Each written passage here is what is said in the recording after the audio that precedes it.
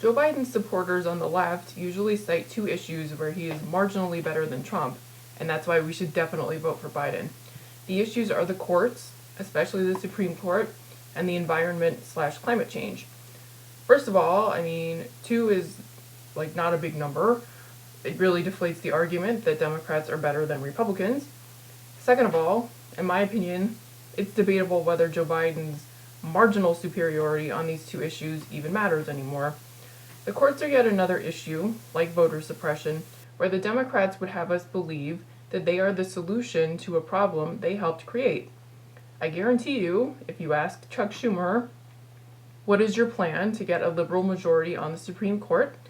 He will say, we have to take back the Senate and the White House. That's not a plan. That's a hope and a dream. And neither one of those things is happening if Bernie supporters are not turning out in large numbers to vote for Democrats. It also doesn't do anything about the conservative majority that's already on the Supreme Court, nor does it do anything about the hundreds of conservative judges that Trump has appointed to other federal courts, all lifetime appointments. And make no mistake about it, the Democrats let that happen. All of it. They let the Senate go, and the White House, and the entire judicial branch, federal courts, and state Supreme Courts. They also let state legislatures go. That's especially problematic because while Congress is notorious for sitting around and doing nothing, state legislatures tend to be much busier.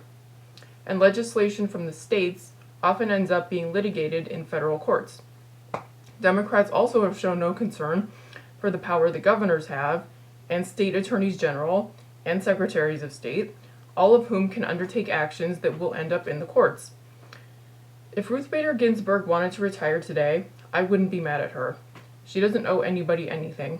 It's the Democrats who put her in the position she's in. Was she supposed to anticipate that Mitch McConnell would become Senate Majority Leader and block all judicial appointments by Democratic presidents? That's not her job. That was supposed to be done by the Democratic Party Brain Trust. They were supposed to figure out what the Republicans were going to do and come up with a countermove. Or better yet, come up with proactive moves like the Republicans do. Like, how do we get Democratic judges appointed so that we can protect all the social progress we've made?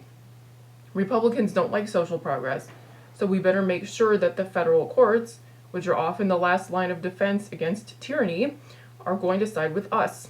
Did the Democrats do any of that? No. They did the opposite. They let everything go. So what's Joe Biden going to do about the Supreme Court?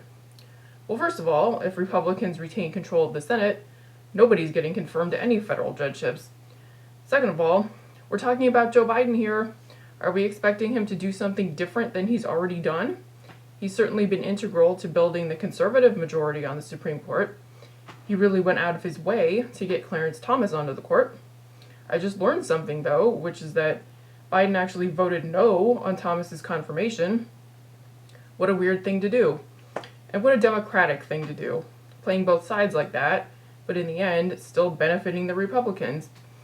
Biden definitely voted to confirm the conservative nominees David Souter, Antonin Scalia, Sandra Day O'Connor, and John Paul Stevens.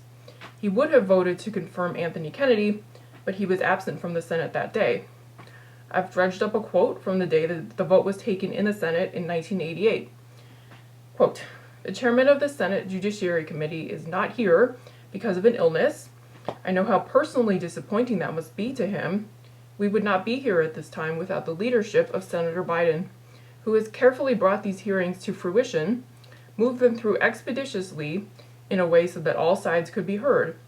I think the fact that this nomination is here in such good shape is a tribute to Senator Biden." Now you could say, well, but Supreme Court confirmations didn't used to be the hyper-partisan affairs they are now. Democrats confirmed conservative nominees all the time back then. And I would say, so what? They shouldn't have done that. Look at the mess we're in now. Furthermore, Democrats confirming ultra-conservative nominees is not a relic of the past. There were Democratic senators who voted to confirm Neil Gorsuch and Brett Kavanaugh, maybe on personal ideological grounds, or maybe because they were red state Democrats who felt the need to appease Republicans in their states. But it's funny, isn't it, how blue state Republicans never feel the need to appease Democrats in their states. That's the Democratic Party's fault, too. And by the way, Clarence Thomas is still on the court. And Joe Biden is ordering us to vote for him so he can clean up his mess from 29 years ago. That doesn't make any sense. I guess Dick Cheney is going to have to be president too, so he can end the wars he started. But who would President Biden pick to be on the Supreme Court? What's in it for us on the left? Do you remember when Biden made that weird statement about how he's going to put a black woman on the Supreme Court? Is that now what qualifies someone to be a federal judge?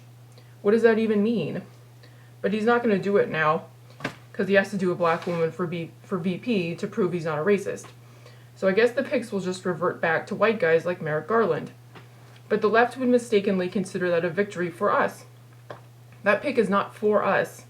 Biden's defenders on the left like to say that he would at least nominate moderates or centrists, and that's good enough, because the alternative is a far-right lunatic. Merrick Garland is a socially liberal Republican, just like Joe Biden and Barack Obama and all the Democrats in Congress. I'm an actual left-winger, and I'm ruthless, and that's not good enough. The Republican Party keeps moving to the right. The Democratic Party keeps moving to the right.